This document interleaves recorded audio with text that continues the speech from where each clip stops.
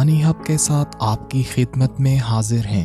کہانی سننے سے پہلے ہمارے چینل کو سبسکرائب کر لیں اور بیل کا آئیکن دبا دیں، اور اگر آپ کو آج کی کہانی اچھی لگے تو تھمز اپ ضرور دیجیے۔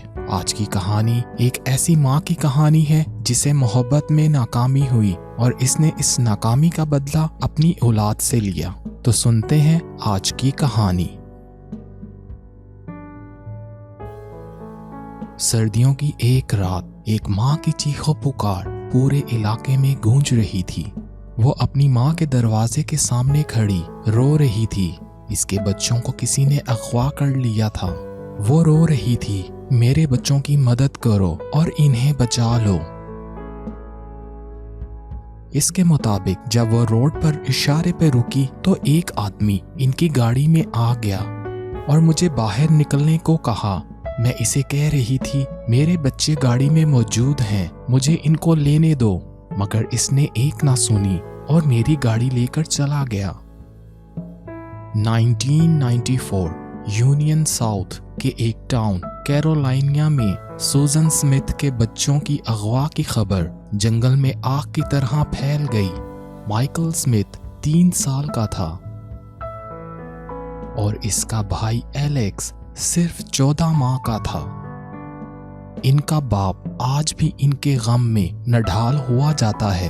ڈیوڈ، ان کا باپ، اغوا کرنے والے سے درخواست کرتا ہے کہ وہ اس کے بچوں کو چھوڑ دے، اس کو کچھ نہیں کہا جائے گا، وہ اسے معاف کرتا ہے۔ بچوں کو اس ٹائم پر اغوا کیا گیا جب ڈیوڈ اور سوزین کی شادی ختم ہونے والی تھی۔ سوزین ٹام فنلی کی محبت میں گرفتار تھی۔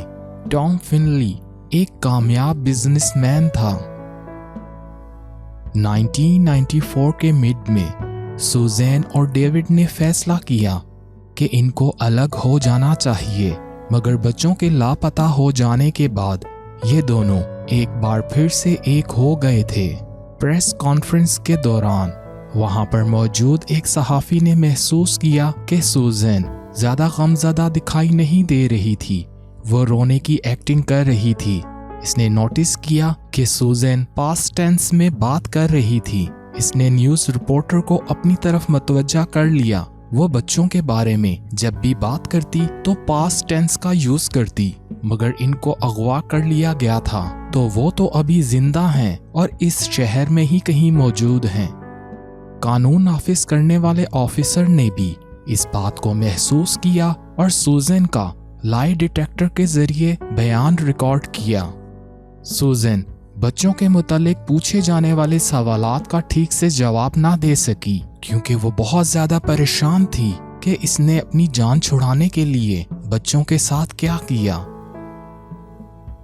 ایک آفیسر ٹامی پاپ نے محسوس کیا کہ سوزن بچوں کے اغوا کی کہانی ہر بار بدل رہی تھی۔ آفیسر نے جب سوزن کی پریشان کن کیفیت دیکھی تو ایک آخری اور فائنل سوال کیا، کیونکہ اس کو معلوم تھا کہ یہ جھوٹ بول رہی ہے۔ اس نے اپنا آخری حربہ استعمال کیا۔ آفیسر نے اسے اعتماد میں لیا اور بچوں کے لیے دعا کرنے لگا کہ وہ باحفاظت تم تک یا خدا تک پہنچ جائیں۔ یہ سن کر سوزین رونے لگی۔ وہ 9 دن سے لگاتار جھوٹ بول رہی تھی۔ اس نے مان لیا کہ اس نے بچوں کو قتل کر دیا۔ اس نے بتایا کہ اس نے بچوں کو جھیل میں پھینک دیا، اور جب اس کے شوہر کو معلوم ہوا کہ اس نے بچوں کے ساتھ کیا کیا تو اس کا دل کر رہا تھا کہ وہ اپنی بیوی کو گولی مار دے۔ 9 دن سے وہ کس قدر اذیت برداشت کر رہا تھا۔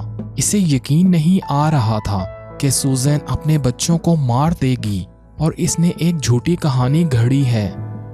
سوزن کا بچپن تشدد اور تلخ یادوں سے بھرپور تھا۔ اس کا باپ اپنی بیوی پر تشدد کرتا تھا۔ اس کا باپ مر چکا تھا، وہ اس کا سوتیلا باپ تھا۔ سوزن اپنے محبوب کی طرف سے انکار کی وجہ سے ٹوٹ گئی۔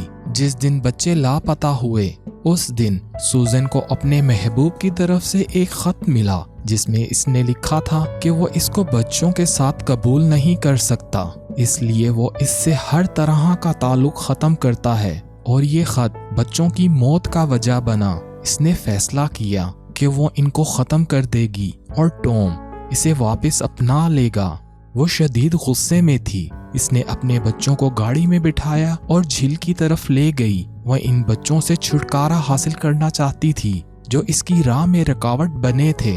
वो झील के किनारे जा रुकी, एक नज़र अपने बच्चों की तरफ देखा और गाड़ी से बाहर निकल गई। गाड़ी उतराई पर खड़ी थी। इसने गाड़ी को गेट से निकाला। वो झील की तरफ बढ़ती गई। इसे बच्चों की चीख और पुकार सुनाई दे रही थी, मगर वो वहां से चली गई। जब गाड़ी 9 दिन के बाद झील से निकाली गई तो बच्चे सीट बेल्ट के साथ बंधे हुए थे। इनके हाथ गाड़ी के शीशे की तरफ थे। 1995 सूजन को बच्चों के कत्ल के इल्जाम में 30 साल की सजा सुना दी गई। इनका बाप आज भी झील के किनारे जाता है और अपने बच्चों को याद करके रोता है। कहानी सुनने का बहुत बहुत शुक्रिया। हमारी कोशिश होती है आजकल की इस मसरूफ जिंदगी में जिनके पास किताबें और नावल पढ़ने का टाइम नहीं है और वो फिर भी कहानियां सुनने और हिस्ट्री के बारे में इंफॉर्मेशन लेना चाहते हैं, तो ये चैनल आपके लिए है। अभी चैनल को सब्सक्राइब करें और बेल का आइकन दबा दें। अपना बहुत सा ख्याल रखें और हमें अपनी दुआ में याद रखें। दोबारा मिलेंगे एक बिल्कुल नई और मुनफरिद कहानी के साथ।